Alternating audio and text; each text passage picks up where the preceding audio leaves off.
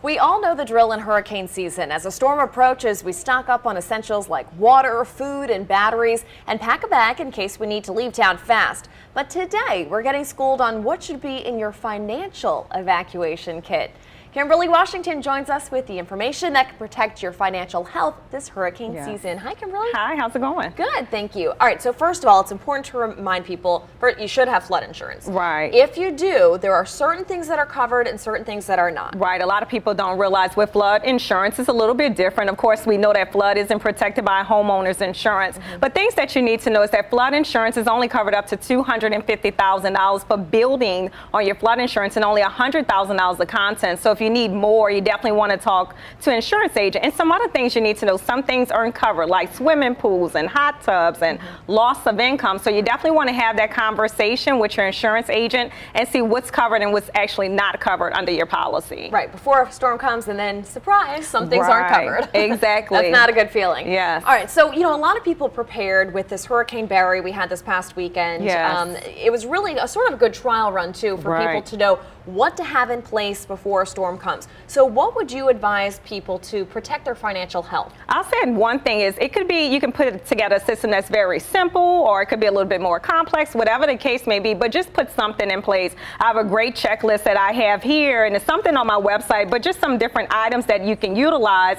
We're talking about putting things together such as your birth certificate, social security cards, your insurance documents, even wills, having all of that stuff in one place so that way in case you have to evacuate, and not only just for storms, in case there's an emergency or if someone goes to the hospital, you don't have to ask, okay, who's your health insurance with, because that person may not be able to tell you. So sitting down right now and having that conversation with family members are so important. So you brought us some things today, like this is a safe, for example, just a plastic safe, not very expensive. You could pick one of those up at the store and put all of your important documents in there. Right, like passports, keepsake items, especially for myself and my family. We lost a lot of our photos in Hurricane Katrina. So you might want to think about items that you definitely want to keep safe in case of a fire or disaster, whatever the case may be. So you definitely want to consider a safe too as well. I have a couple of notebooks on here too as well on the table that you probably see. And with those notebooks, you can just sit down maybe over the weekend, write down important password, accounts, things that you may want your family to know in case of an emergency. Especially if you're like me and you have passwords written down all over the place, nothing's in one place. So it's kind of good to sort of centralize everything, put it all in one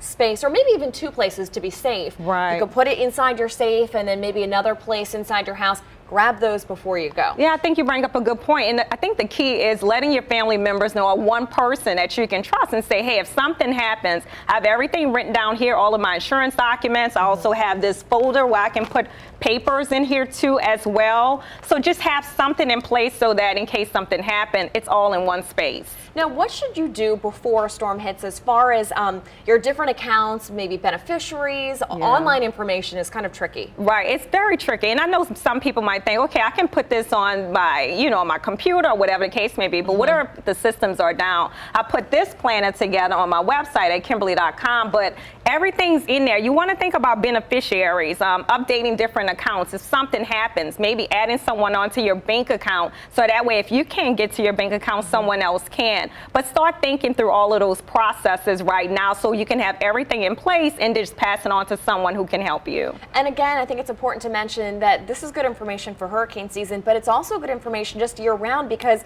if God forbid something happens to you, you want someone else like your spouse, a family member, to have the information to be able to make financial decisions for you, access accounts, that sort of thing. And that's the main reason why I came up with all of this information too, not only for Hurricane Katrina. I often talk about the story about my dad. He had a stroke and I was at the hospital many years ago asking Dad, who holds your health insurance? Who's your mortgage with? What bills do you need to take care of? And so that's why I put everything in place here so that you can have something, like I said, doesn't have to be complex, but just something, even if it's just you writing it down on one piece of paper and say, hey, if something happens, here's all my information here. Definitely a good idea. All right, Kimberly Washington, thank you for your time this morning. Thank you so much.